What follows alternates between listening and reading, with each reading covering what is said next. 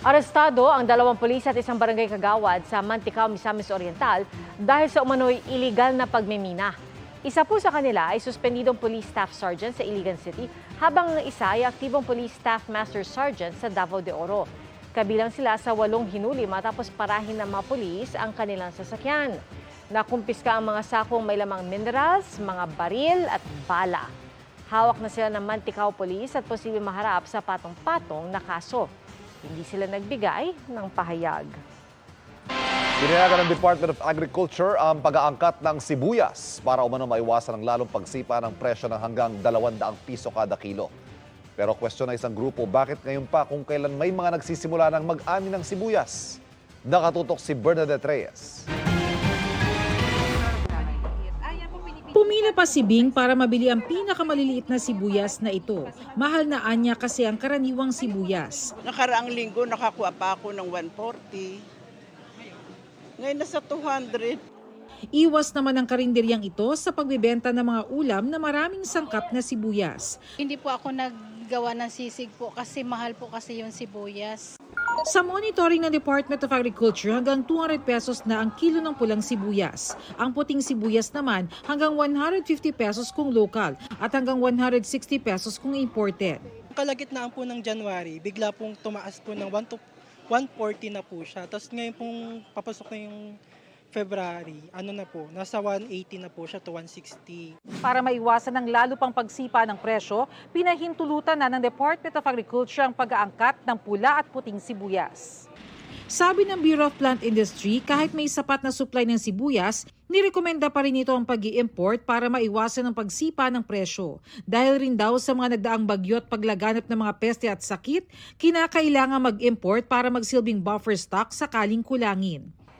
3,000 metric tons ang pinayagang iangkat na pulang sibuyas at 1,000 metric tons namang puting sibuyas. Kailangan dumating ito bago o sa February 20. Ang tansya kasi nito maubos by first week ng February yung stocks na meron ngayon. Though meron ng dumarating na harvest pero hindi pa ganun karami. Gusto ni Secretary na hindi maulit yung mga nauna na presyuhan sa sibuyas na napakataas. Kinwestiyon ng Samahang Industriya ng Agrikultura o SINAG kung bakit ngayon mag-i-import, gayong may ilang nagsisimula ng mag-ani ng sibuyas. Wala tayong problema kung mag-i-import kung kailangan talaga. Pero usually, yan ay sa panahon ng tapos ng mag-ani, buwan ng July, August, September. Kung darating siya in 2 weeks time pa yung import, yun na yung peak harvest. Ang import ngayon napakaliit lamang, only 4,000. Just to ensure lang na mula February 20 o mula ngayon hanggang doon sa peak ng harvest season ay walang mananamantala doon sa posible na kakulangan ng supply. Para sa GMA Integrated News, Bernadette Reyes, nakatutok 24 oras. 5 araw matapos magdeklara ng food security emergency sa bansa, wala pa raw LGU na nagre-request ng bigas mula sa buffer stock ng bigas ng National Food Authority o NFA. Sabi ng NFA sa panayam ng Super Radyo DZBB, nasa mahigit 700,000 sako ng milled rice ang pwede nang i-release. Pero tingin nila dahil sa pondo at kanya-kanyang proseso, natatagalan ang mga LGU na makabili ng bigas sa NFA. At sakaling bilhin ng mga LGU ang buffer stock ng bigas, maibebenta ito sa publiko ng 35 pesos kada kilo. Nakikipag-ugnay na raw ang NFA sa mga LGU at sa Food Terminal Incorporated o FTI para maglabas ng rice buffer stocks. Layo ng Food Security Emergency Declaration na mapababa ang presyo ng bigas. Haharapin daw ng buong tapang at hindi mamadaliin ng Senado ang impeachment trial ni Vice President Sara Duterte. Yan ang pahayag ni Senate President Cheese Escudero sa pagtitipon ng leader at miyembro ng Jesus is Lord Church kanina. Itong nabibintong impeachment po sa ating ikalawang Pangulo. Haharapin po namin ito ng may buong tapang at walang pag-aalinlangan. Hindi po namin trabaho i-convict siya. Hindi po namin trabaho i-acquit siya. Trabaho po namin, tiyakin na magagawaran siya ng hustisya. Trabaho po namin, na tiyakin na magiging credible at kapanipaniwala at paniniwala ng sambayanan ng proseso. Hawak na ng Senado ang Articles of Impeachment na pirmado ng 240 na kongresista, kaya trabaho raw ng Senado bilang impeachment court na tapusin ito. Sa pagbabalik sesyon ng Kongreso sa June 2, inaasahan na pag-uusapan ang impeachment ng bise. Itinalaga talaga ang proseso nito para papanagutin ang ating mga opisyal.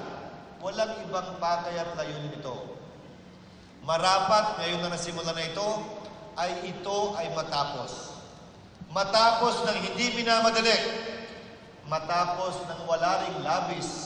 Ako po ay walang takot sa mga ganitong uri ng hamon dahil naniniwala ako. Pero dapat daw urgent ito, sabi ni Manila 3rd District Representative Joel Chua na isa sa 11 na magiging prosecutor ng Kamara. Kasi po kung babasahin po natin yung konstitusyon, ang sinasabi po doon, yung impeachment po, dapat po pag ito po ay turn over na o dinala na sa Senado, dapat the Senate shall forthwith. The fact na ang ginamit po ay shall, ibig sabihin mandatory. The fact na ang ginamit na word ay forthwith, ibig sabihin dapat sa lalong madaling panahon. Ngayon, ang interpretation lamang dyan, ano yung lalong madaling panahon? Nauna nang sinabi ng ilang senador na hindi sila hihiling ng special session. Hindi ako magre-request for special session, but if the President is requesting or the body would, majority of our colleagues wanted a special session, I have no problem with it. I'm willing to comply at ang nakikita ko lang po kasi hindi maganda na yung nag-file ng impeachment ang humihingi nito, no? Kasi parang bias naman po. Para sa GMA Integrated News, Darlene Kai, Nakatutok, 24 oras. 350,000 toneladang bigas mula sa Vietnam ang ipinagpaliban munang bilhin ng ilang rice importer mula sa bansa. Ayon ito sa mga source ng Reuters News Agency sa mga nasa lokal na industriya ng bigas. Batay sa ulat, nakikipagnegosasyon pa raw ang mga buyer mula sa Pilipinas. Ayon na raw bilhin ng mga buyer ang na-order na nilang bigas dahil malaki raw ang ibinaba ng presyo ng bigas sa Vietnam nitong mga nakalipas na linggo. Ayon naman kay Agriculture Department spokesperson, Assistant Secretary Arnel de Mesa, posible na antala ang pag-import ng bigas sa Vietnam dahil sa mga holiday roon. Nasa 9 milyong halaga ng mga peking telebisyon ang nakumpiska sa isang tindahan ng electronics sa Subic Bay Freeport sa Zambales. Ayon sa pulisya, nasabat din ang libu-libong parte o pyesa ng telebisyon. Pinapatakbo raw ng 4 na Chinese national ang tindahan pero hindi sila naabutan doon. Patuloy silang pinaghahanap.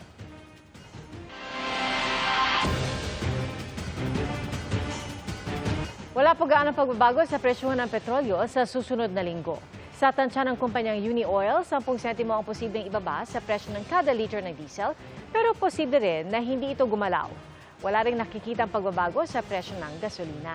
Ayon sa Oil Industry Management Bureau ng Department of Energy, nakikitang dahilan sa presyuhan ngayon ng petrolyo ang taas presyo na ibinebentang langis ng Saudi Aramco at bawas produksyon ng OPEC.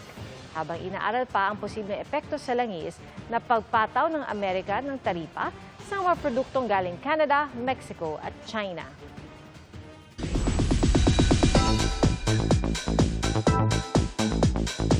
This mama is ready to slay again si Winwin Marquez sa pageant scene sa kanyang pagsabak sa Miss Universe Philippines. Narito ang aking chika. New Year, New Me ang peg ni Winwin Marquez sa post niya on IG ng naka-two-piece swimsuit. Fit and fab ang Sparkle Mom. Nag-share din si Winwin ng behind the scenes ng isa niyang photoshoot. Caption niya dito, "This mama is ready to have fun." At hindi lang daw for fun, ready si Winwin. Teresita Sen Winwin Marquez, Miss Universe Philippines, Muntinlupa. Ready na rin daw ang Sparkle Star na muling sumabak sa pageant stage bilang kinatawan ng Muntinlupa City sa Miss Universe Philippines. Hindi raw itinuturing na isang risk ni Winwin ang kanyang muling paglaban sa pageant. Almost 8 years matapos koronahan bilang kauna-unahang Pinay na Reyna Hispano-Americana. For me, I'm more of scared of the question of what if. I do not want any regrets. And an opportunity like this came to me, I have to grab it. hindi natin alam kung kailan ulit mangyayari yun, di ba? Noong 2023, binago ng Miss Universe pageant ang kanilang rules at pwede nang sumali ang mga kandidata regardless of their marital and parental status. Kasama niya nang nag-anunsyo siya ang kanyang inspirasyon sa muli niyang pagsali, ang kanyang nag-iisang anak na si Luna. I want her to watch me on stage. And when she grows up and say, my mom joined Miss Universe Philippines. My mom didn't give up on a dream. And that for me is a win already. Full support kay Winwin ang kanyang pinsan na si Miss Universe Philippines 2023, Michelle Marquez D. I mean, there was no doubt that I would do that. Of course, she's my cousin, but she's also not very hard to support. Again, she's so kind, she's so talented, she has so much potential, and I know that her heart is in the right place. And for me, she is one of the best embodiments of a modern-day Filipino mother. Mga kapuso, nagkasunog sa residential area sa Barangay Apolonio Samson sa Quezon City. At ayon sa Bureau of Fire Protection, nagsimula ang sunog pasado alas 4 ng hapon kanina. Umabot sa unang alarma ang sunog bago idineklara ang fire under control bago mag alas 5:30. Ayon sa BFP, naging pahirapan ang pagresponde ng mga bumbero dahil masikip ang daan at maraming residente ang nakakasalubong nila na naghahakot ng kani-kanilang gamit. Naapula ito bago mag alas 6 ng gabi. Patuloy ang investigasyon sa sanhi ng sunog, maging sa halaga ng pinsala nito sa ari-arian. Walang naiulat na sugatan.